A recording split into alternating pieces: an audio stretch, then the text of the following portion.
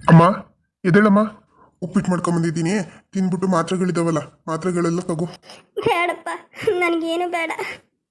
ಇದೆಲ್ಲ ನೋಡಿಕೊಂಡು ಬದುಕಿರೋದಕ್ಕಿಂತ ಸಾಯದೆ ಮೇಲು. ಛೇ, ಯಾಕಮ್ಮ ಈ ಥರ ಎಲ್ಲ ಮಾತಾಡ್ತಾ ಇದೀಯಾ? ಇಷ್ಟೊತ್ತು ಚೆನ್ನಾಗೇ ಇದ್ದಲ್ಲ, ಈಗೇನಾಯ್ತು ನಿನಗೆ? ಆ ಥರ ಎಲ್ಲ ಸಾಯ ಮಾತೆಲ್ಲ ಆಡ್ಬೇಡ, ಬಿಡ್ತು ಅನ್ನೋ. ಈಗ ಏನಾಗೋಗಿದೆ ಅಂತದ್ದು ಅಂತ ಹೇಳಿ ಇಷ್ಟೆಲ್ಲ ಮಾತಾಡ್ತಾ ಇದೀಯ ನೀನು? ಇನ್ನೂ ಏನಾಗಬೇಕಪ್ಪ, ಇನ್ನೂ ಏನಾಗಬೇಕು ಹೇಳು? ಏನು ಉಳಿತು? ಹಾಂ, ನಿನ್ನ ಅಪ್ಪ ಮಾಡಿಕೊಟ್ಟಿದ್ದ ಆಸ್ತಿ ಅಡವು ಎಲ್ಲ ಕಳ್ಕೊಂಡಾಯ್ತು, ಕಳ್ಕೊಂಡು ಬೀದಿಗೂ ಬಿದ್ದಾಯ್ತು. ಹೋಗಲಿ, ಅದು ಹೆಂಗಾರೋ ಹೋಗಲಿ. ನೀನು ನಿನ್ನ ತಂಗಿ ಇಬ್ಬರು ಚೆನ್ನಾಗಿದ್ದೀರಾ? ಅದೂ ಇಲ್ಲ. ಇನ್ನು ಏನು ನೋಡಬೇಕಪ್ಪ ನಾನು? ಹಾಂ, ಎಲ್ಲ ಸರಿ ಹೋಗುತ್ತಮ್ಮ. ನೀನು ಯಾಕೆ ಈ ಥರ ತಲೆಗೆ ಹಾಕ್ಕೊಂಡಿದೀಯಾ ಅಂತ ಗೊತ್ತಾಗ್ತಿಲ್ಲ. ನೀನು ಈ ಥರ ಊಟ ತಿಂಡಿ ಬಿಟ್ಟು ಮಾತ್ರೆ ಕುಡಿಯೋದು ಬಿಟ್ಟರೆ ಕಾಲೆಲ್ಲ ವಾಸಿಯಾಗಬಾರ್ದಾ? ಡಾಕ್ಟರ್ ಏನು ಹೇಳಿದ್ದಾರೆ? ಕರೆಕ್ಟಾಗಿ ಟೈಮಿಗೆ ಸರಿಯಾಗಿ ಊಟ ತಿಂಡಿ ಮಾಡಬೇಕು, ಟ್ಯಾಬ್ಲೆಟ್ಸ್ ತಗೋಬೇಕು ಅಂತ ತಾನೇ ಹೇಳಿರೋದು. ಅವ್ರಿಗೇನು ಗೊತ್ತು ನನ್ನ ಪರಿಸ್ಥಿತಿ ಹೆಂಗಿದೆ ಅಂತ? ನೋಡು, ನನಗೇನು ಬೇಡ, ತಗೊಂಡೋಗಪ್ಪ. ನನಗೆ ಬೇಡ ಏನೂ. ಯಾಕಮ್ಮ ಇಷ್ಟೊಂದು ಹಠ ಮಾಡ್ತಾ ಇದೀಯಾ? ಮತ್ತಿನ್ನೇನಪ್ಪ ಮಾಡಲಿ ನಾನು? ಹಾಂ, ಆ ದೀಪ್ತಿ ಮನೆವರೆಗೂ ಹುಡುಕೊಂಬಂದಿದ್ಲು. ಆಯಿತು, ಹೆಂಗೋ ಮಾಡ್ಕೊಂಡೋಗಿ ಜೀವನ ಮಾಡಿ ಅಂತ ಅಷ್ಟು ಹೇಳಿದ್ರು ನೀನು ಇಲ್ಲ, ಏನು ಬೇಡ ನನಗೆ ಅಂತ ಹೇಳಿ ಕಳಿಸ್ಬಿಟ್ಟಿಯಲ್ಲ. ಅಲ್ಲ, ಇವತ್ತು ಅವ್ರ ಜೊತೆ ಸ್ವಲ್ಪ ಚೆನ್ನಾಗಿ ಮಾತಾಡಿಕೊಂಡು ಈಗ ನೀನೇ ಪ್ರಾಪರ್ಟಿ ನೋಡ್ಕೊ ಅಂತ ಅಂದಾಗ ನೋಡ್ಕೊಂಡಿದ್ದು, ಆಮೇಲೆ ಸಮಯ ನೋಡಿಕೊಂಡು ಅವಳ ಹತ್ರ ನಾವಿಬ್ಬರು ಒಟ್ಟಿಗೆ ಇರ್ಬೋದಲ್ವ ಅಂತ ಹೇಳಿದರೆ ಅಷ್ಟೊತ್ತಿಗಾಗಲೇ ಅವಳ ಮನಸ್ಸಲ್ಲಿ ಏನಾದರೂ ಒಂದು ಭಾವನೆ ಹುಟ್ಟಿ ಆಯಿತು ಇರಲಿ ಬಿಡಿ, ಮಗುಗೋಸ್ಕರನಾದರೂ ಒಂದಾಗಿ ಬಾಳ್ಕೊಂಡು ಹೋಗೋಣ ಅಂತ ಹೇಳ್ತಿದ್ಲೇನೋ. ಆದರೆ ನೀನು ಕಡ್ಡಿ ಮುರಿದಂಗೆ ಹೇಳಿ ಕಳಿಸ್ಬಿಟ್ಟಿಯಲ್ಲ, ನಮಗೇನು ಬೇಡ ಅಂತವ. ನೋಡಮ್ಮ, ನಾನು ಮಾತಾಡಿದ್ರಲ್ಲಿ ಸರಿಯೇ ಇದೆ. ಯಾಕಂದರೆ ನಾವಿವತ್ತು ಆಸ್ತಿಗೋಸ್ಕರ ಬಾಯಿ ತೆಕ್ಕೊಂಡು ಅಲ್ಲಿಗೆ ಹೋಗೋದು ಸರಿ ಇರಲ್ಲ. ಇಷ್ಟೇ ಆದ್ರೂ ಅವಳ ಮನಸ್ಸಲ್ಲಿ ನಾನು ಕೆಟ್ಟವನು ಅನ್ನೋ ಭಾವನೆ ಬಂದಾಗಿದೆ. ಅದನ್ನು ಯಾವತ್ತೂ ಅಳಿಸೋದಕ್ಕಾಗಲ್ಲ. ನಾಳೆ ಮಗುಗೋಸ್ಕರ ಒಟ್ಟಿಗೆ ಇರೋಣ ಅಂತಂದ್ರೂ ಅವಳು ಖುಷಿಯಾಗಿರಲ್ಲ, ನಾನು ಖುಷಿಯಾಗಿರಲ್ಲ. ಸುಮ್ಮನೆ ಯಾಕೆ ಅದೆಲ್ಲ ಬೇಕು? ಸುಮ್ಮನೆ ನಮ್ಮ ಪಾಡಿಗೆ ನಾವಿರೋದು ಒಳ್ಳೇದಲ್ವಾ? ನೋಡು, ಮತ್ತೆ ಅದನ್ನೇ ಮಾತಾಡ್ತೀಯ ಅಲ್ಲ. ಇವತ್ತು ಅವಳೇ ಹುಡ್ಕೊಂಬಂದಿದ್ದಾಳೆ, ಆದ್ರೂ ನೀನು ಈ ಥರ ಮಾತಾಡಿ ಕಳಿಸ್ಬಿಟ್ಟಿಯಲ್ಲ. ನನಗೆ ನಿಜವಾಗ್ಲೂ ತುಂಬ ಬೇಜಾರಾಗ್ತಿದೆ ಕಣಪ್ಪ. ಮತ್ತೆ ಅದನ್ನೇ ಹೇಳಬೇಡಮ್ಮ. ನೋಡು, ನಾನು ಈಗ ಅದ್ರ ಬಗ್ಗೆ ಮಾತಾಡೋದಕ್ಕೆ ರೆಡಿ ಇಲ್ಲ. ತಗೋ, ಇದನ್ನ ಫಸ್ಟ್ ತಿನ್ನು, ಮಾತ್ರೆ ಕುಡಿದೆ. ನಿನಗೇನಾದರೂ ಮಾತ್ರೆ ಕುಡಿದೆ ಹಠ ಮಾಡ್ತಿದೀಯಾ ಅಂತಂದರೆ ಮಾವಂಗೆ ಫೋನ್ ಮಾಡ್ತೀನಿ ನಾನು. ನೋಡಿ ಮಾವ ಈ ಥರ ಆಡ್ತಿದ್ದಾರೆ ಅಂತ, ಆಗ ಅವರೇ ಬಂದು ಬುದ್ಧಿ ಹೇಳ್ತಾರೆ ನಿನಗೆ. ಏನಾಯ್ತು ದೀಪ್ತಿ? ಯಾಕೆ ಮಂಕಾಗಿದೆಯಾ?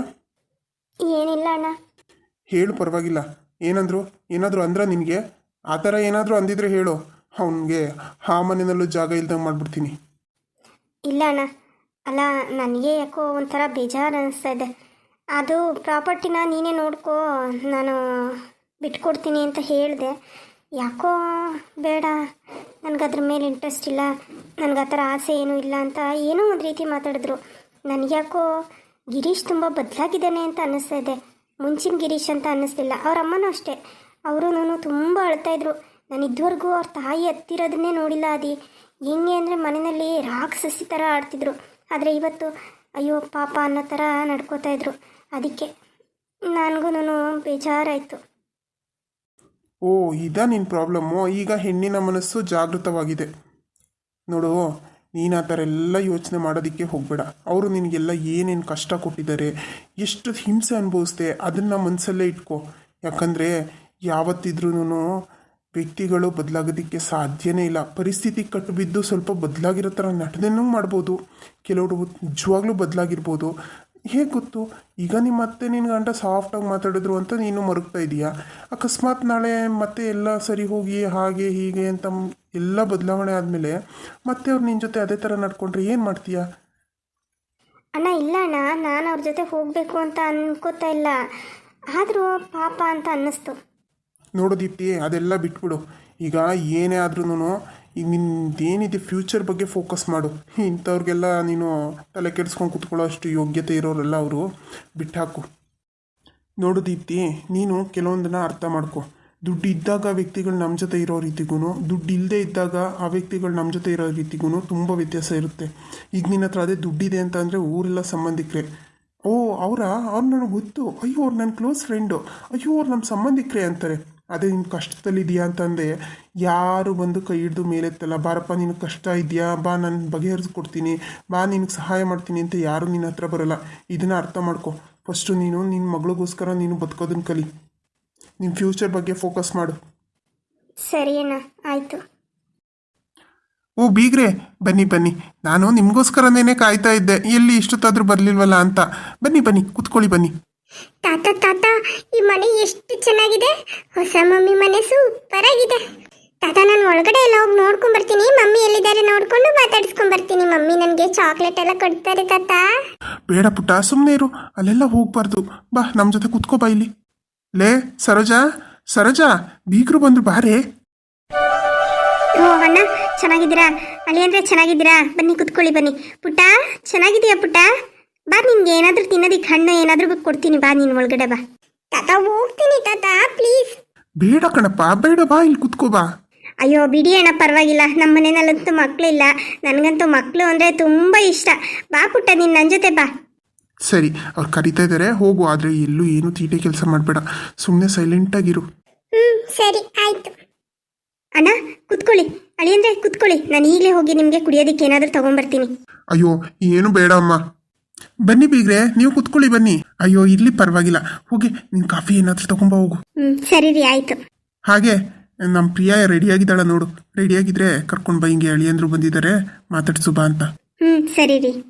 ಮತ್ತೆ ಮನೇಲಿ ಅಮ್ಮ ಅವರೆಲ್ಲ ಹುಷಾರಾಗಿದ್ದಾರಾ? ಹಾ, ಅಮ್ಮನೂ ಚೆನ್ನಾಗಿದ್ದಾರೆ. ಆದರೆ ಅವರು ತಾಯಿ ಮನೆಗೆ ಹೋಗಿದ್ರು. ಅಂದರೆ ಈಗ ಮದುವೆ ಕಾರ್ಡ್ಸ್ ಎಲ್ಲ ಕೊಡಬೇಕಲ್ಲ, ಹಾಗಾಗಿ ಎಲ್ಲ ಬಟ್ಟೆ ಎಲ್ಲ ತೊಗೊಂಡಿದ್ರು. ಬಟ್ಟೆ ಎಲ್ಲನೂ ಪ್ಯಾಕ್ ಮಾಡಿಕೊಂಡು ಅಲ್ಲಿ ಅಕ್ಕ ತಂಗಿರು, ಅವ್ರ ತಾಯಿ ಮತ್ತು ಅಣ್ಣನ ಹೆಂಡತಿ ಅವ್ರಿಗೆಲ್ಲ ಕೊಡಬೇಕಲ್ಲ, ಹಾಗಾಗಿ ಅವ್ರು ಆ ಕಡೆಗೆ ಹೋದ್ರು. ಡ್ರೈವರ್ ಜೊತೆ ಅಲ್ಲಿಗೆ ಕಳಿಸ್ತು. ನಾವು ಇಲ್ಲಿ ನಿಮ್ಗೆ ಸ್ವಲ್ಪ ಕಾರ್ಡ್ಗಳು ಕೊಡಬೇಕಾಗಿತ್ತಲ್ಲ ಶಾಸ್ತ್ರದ ಪ್ರಕಾರ, ಅದು ಕೊಟ್ಬಿಟ್ಟು ಹಾಗೆ ಮಾತಾಡ್ಸ್ಕೊಂಡು ಹೋಗೋಣ ಅಂತ ಬಂದು. ಹೌದಾ, ತುಂಬ ಒಳ್ಳೇದಾಯಿತು ನೀವು ಬಂದಿದ್ದು. ಮತ್ತು ಇನ್ನೇನು ಸಮಾಚಾರ? ಇನ್ನೇನು ಮದುವೆನೂ ಇನ್ನೊಂದು 15 ದಿನ ಇದೆ ಅಷ್ಟೇ. ಬೇಗ ಬೇಗ ಎಲ್ಲ ಕೆಲಸ ಮುಗಿಸ್ಕೋಬೇಕು. ನನಗೂ ನನ್ನ ತಮ್ಮ ತುಂಬ ಆಸರೆ ಆಗಿದ್ದಾನೆ. ನನ್ನ ತಮ್ಮ ಇಲ್ಲ ಅಂದಿದ್ರೆ ನನಗೂ ಸ್ವಲ್ಪ ಕಷ್ಟ ಆಗ್ತಿತ್ತೇನೋ. ಈಗ ಆಲ್ಮೋಸ್ಟ್ ಅರ್ಧಕ್ಕರ್ಧ ಕೆಲಸ ಅವನು ಮಾಡ್ಕೋತಿದ್ದಾನೆ, ಇನ್ನು ಮಿಕ್ಕಿದ್ದು ನಾನು ಮಾಡ್ಕೋತೀನಿ. ನಾನು, ನನ್ನ ತಮ್ಮ ಮತ್ತು ನನ್ನ ತಮ್ಮನ ಹೆಂಡ್ತಿನೇನು ಇಲ್ಲೇ ಇದ್ದರು, ಮೊನ್ನೆ ತಾನೇ ಹೋದರು. ಹೌದಾ, ಹಾಗಾದರೆ ಒಳ್ಳೇದೇ ಆಯಿತು ಬಿಡಿ. ನಿಮಗೂ ಕೈಗೆ ಆಸರೆ ಆದಂಗೆ ಆಯಿತು. ಕೆಲವರು ಅಣ್ಣ ತಮ್ಮದಿರು ಹೊಂದಲ್ಲ, ಆದರೆ ನಿಮ್ಮ ತಮ್ಮ ನಿಮಗೋಸ್ಕರ ಎಲ್ಲ ಕೆಲಸ ಮಾಡ್ಕೊಡೋದು ನೋಡಿದ್ರೆ ನಮಗೂ ಖುಷಿಯಾಗುತ್ತೆ. ನೀವು ಇವತ್ತು ಬರ್ತೀರಾ ಅನ್ನೋ ವಿಷಯ ನಾನು ಅವ್ನಿಗೆ ಹೇಳಿದೆ. ಇಲ್ಲ, ನಾನು ಸಡನ್ನಾಗಿ ಹೇಳಿದ್ದಲ್ವಾ ನಿನ್ನೆ ಕಾಲ್ ಮಾಡಿ ಹಂಗಂತ ಅಂದೆ. ಈ ಥರ ಬರ್ತಿದ್ದಾರೆ ಕಣೋ, ಬಾ ಅಂತ ಅಂದೆ. ಇಲ್ಲ ಅಣ್ಣ, ನನಗೆ ಬಿಡದೇ ಇರೋ ಕೆಲಸಗಳು, ನನಗೆ ಬರೋಕ್ಕೆ ಆಗಲ್ಲ, ಬೇಕಾದರೆ ಆದರೆ ಟ್ರೈ ಮಾಡ್ತೀನಿ, ನಾನು ಹೆಂಡತಿ ಕಳಿಸ್ಕೊಡ್ತೀನಿ ಅಂತ ಹಿಂದಿದ್ದ. ಬಟ್ ಏನೋ ಅವ್ನ ಹೆಂಡ್ತಿನೂ ಬಂದಿಲ್ಲ. ನೋಡೋಣ ಬರ್ತಿದ್ದಾಳ ಏನೋ ಗೊತ್ತಿಲ್ಲ. ನಾನು ಫೋನ್ ಮಾಡಿ ಕೇಳಕ್ಕೆ ಹೋಗಲಿಲ್ಲ. ನಾನು ಹೆಂಡ್ತಿಗೆ ಹೇಳ್ತೀನಿ, ನೋಡು ಕೇಳು ಬರ್ತಿದ್ದಾಳ ಅಂತವ ಅಂತ. ಅಯ್ಯೋ ಇರಲಿ ಬಿಡಿ, ಪರವಾಗಿಲ್ಲ. ಈಗ ಅವ್ರು ಬಂದು ತಾನೇ ಏನು ಮಾಡೋದಕ್ಕಿದೆ.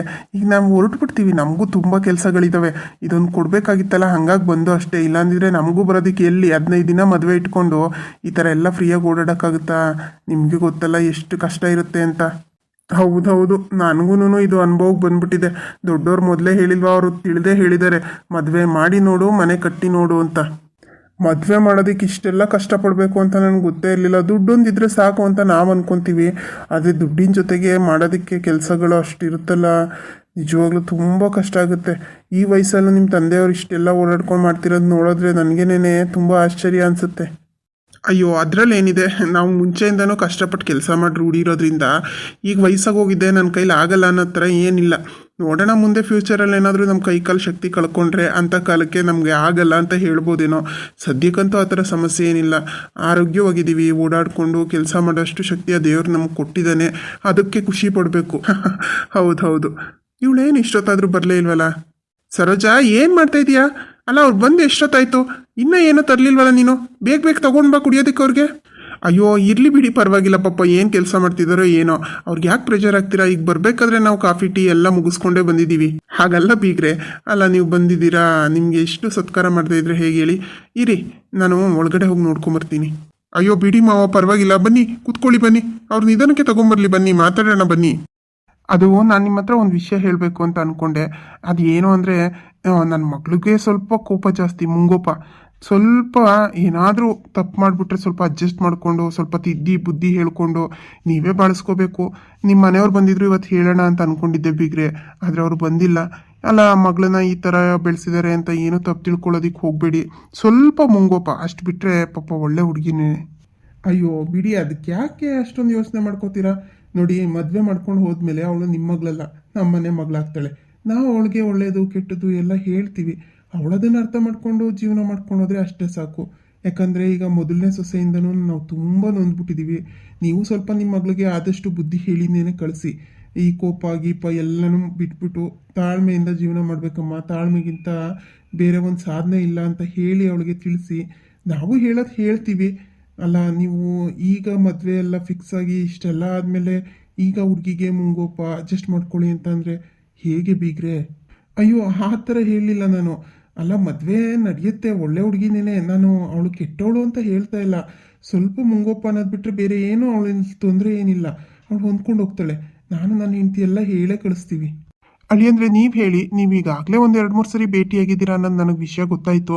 ಅಲ್ಲ, ನನ್ನ ಮಗಳು ಹೇಗೆ ಅನ್ಸಿದ್ಲು? ಪರವಾಗಿಲ್ವಾ? ಒಳ್ಳೆಯವಳ? ಇದ್ರ ಬಗ್ಗೆ ನಿಮ್ಮ ಅಭಿಪ್ರಾಯ ಏನು? ನಾನು ನೋಡ್ದಂಗೆ ಮಾವ, ಪ್ರಿಯಾ ನನ್ನ ಎದುರುಗಡೆ ತುಂಬ ಒಳ್ಳೆ ರೀತಿಯಲ್ಲೇ ನಡ್ಕೊಂಡಿದ್ದಾರೆ. ಅಲ್ಲದೆ ನನ್ನ ಮಗನೂ ತುಂಬ ಚೆನ್ನಾಗಿ ಅರ್ಥ ಮಾಡ್ಕೊಂಡಿದ್ದಾರೆ. ಮೊನ್ನೆ ಸಿಕ್ಕಿದಾಗ ನನ್ನ ಮಗನೂ ತುಂಬ ಖುಷಿಯಾಗಿದ್ದ. ನನಗೆ ನಿಜ ಅವಾಗ ಹಂಗೆ ಅನ್ನಿಸ್ತು, ನಿಮ್ಮ ಮಗಳು ನನ್ನ ಮಗನ ತುಂಬ ಚೆನ್ನಾಗಿ ನೋಡ್ಕೋತಾಳೆ ಅಂತ. ಅವತ್ತೇ ಡಿಸೈಡ್ ಮಾಡ್ಕೊಂಡ್ಬಿಟ್ಟೆ, ಒಳ್ಳೆಯವರಿದ್ದಾರೆ, ನನ್ನ ಮಗನ ಚೆನ್ನಾಗಿ ನೋಡ್ಕೋತಾರೆ, ನಮ್ಮ ಮನೆಗೆ ಹೊಂದ್ಕೊಂಡು ಹೋಗ್ತಾರೆ ಅಂತ. ಅಷ್ಟಕ್ಕೆ ಮೀರಿ ಕೋಪ ಯಾರಿಗೆ ಬರಲ್ಲ ಹೇಳಿ? ಬಿಡಿ, ನಾವು ಅದನ್ನ ಹೇಳ್ಕೊಂಡು ನಾನು ಹೇಗೋ ಅಡ್ಜಸ್ಟ್ ಮಾಡ್ಕೊಂಡು ಹೋಗೋ ಥರ ಮಾಡ್ತೀನಿ.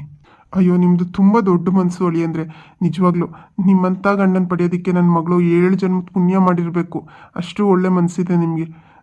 ಸರಿ, ಆಯಿತು, ಇವಾಗ ನನಗೊಂಚೂರು ಸಮಾಧಾನ ಆಯಿತು. ಬೀಗ್ರೆ, ಕರೀರಿ ನಮ್ಮ ಸೊಸೆನ, ನೋಡಿ ಮಾತಾಡ್ಸೋಣ ಅಂತಂದ್ರೆ ಎಲ್ಲಿ ಇಷ್ಟೊತ್ತಾದ್ರೂ ನಮ್ಮ ಸೊಸೆ ಹೊರಗಡೆನೆ ಬರಲಿಲ್ವಲ್ಲ? ಯಾಕೆ ಇನ್ನೂ ನಾಚಿಕೆ ಅಂತ ಅವಳಿಗೆ? ಅಯ್ಯೋ, ಆ ಥರ ಏನಿಲ್ಲ, ಮೋಸ್ಟ್ಲಿ ರೆಡಿ ಆಗ್ತಿದ್ದಾಳೆ ಅಂತ ಅನಿಸುತ್ತೆ. ನೋಡ್ತೀನಿ, ನಾನು ಅದಕ್ಕೆ ಹೇಳಿದೆ ನಾನು ನೋಡ್ಕೊಂಬರ್ತೀನಿ ಅಂತ. ನೀವು ಬೇಡ ತಡೀರಿ ಅಂತ ಅಂದರೆ ಅದಕ್ಕೆ ನಾನು ಇಲ್ಲೇ ಕೂತ್ಕೊಂಡೆ. ಇರಿ, ನಾನು ನೋಡ್ಕೊಂಬರ್ತೀನಿ. ನನ್ನ ಮೊಮ್ಮಗನೂ ಒಳಗಡೆ ಹೋದ, ಏನು ಮಾಡ್ತಿದ್ದಾನೋ ಏನೋ. ಸ್ವಲ್ಪ ತರಲೆ, ಅಂದರೆ ಚಿಕ್ಕ ವಯಸ್ಸಲ್ವಾ, ಹುಡುಗಾಟದ ಬುದ್ಧಿ, ಹಾಗಾಗಿ ಸ್ವಲ್ಪ ಏನಾದರೂ ತೀಟೆ ಕೆಲಸ ಮಾಡ್ತಾನೆ. ಅದಕ್ಕೆ ನಾನು ಅವನನ್ನ ಕಳಿಸಲ್ಲ ಅಂತ ಹೇಳ್ತಿದ್ದೆ.